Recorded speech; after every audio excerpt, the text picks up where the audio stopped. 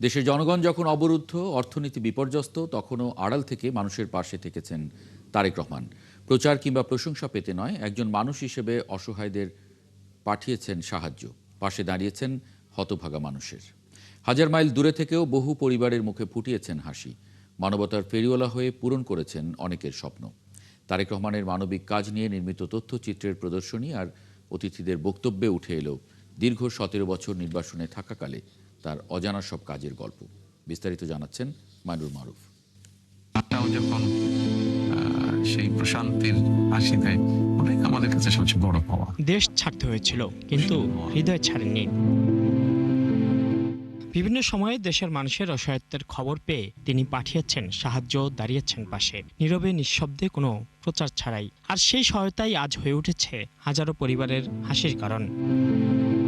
হান্নান হয়েছেন ডাক্তার, জুলাই শহীদ আবদুল্লাহর ভাই ক্যান্সার আক্রান্ত জিসান এখন সুস্থ। আফিয়া আর তার মা পেয়েছেন ঘর। সড়ক দুর্ঘটনায় জন্ম হওয়া বাবা মা হারানো ফাতেমা পেয়েছে বেঁচে থাকার অবলম্বন। আর ছোট্ট সোহান আজ দেখছে ভবিষ্যৎ তারকা হওয়ার স্বপ্ন। এই ছোট বাচ্চাটাকে খুঁজে পেলাম। শনিবার রাজধানী মহাখালীতে দেখানো হয় তারেক রহমানের দেশ ছাড়ার আগে, পরে এবং নির্বাসনে থাকার সময় মানবিক কাজ নিয়ে নির্মিত তথ্যচিত্র, যেখানে উঠে আসে এমন অসংখ্য গল্প। উনি এমনভাবে সহযোগিতা করেছেন যে উনি যখন ডান হাতে সহযোগিতা করেছেন বাম হাত জানেনি, বাম হাতে যখন সহযোগিতা করেছেন ডান হাত জানেনি।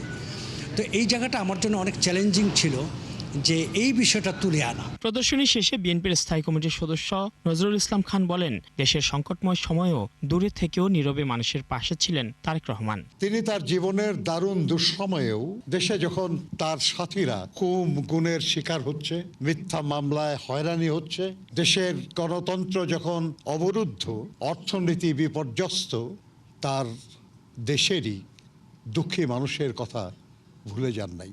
তখনও চেষ্টা করেছেন মানুষের পাশে থাকার।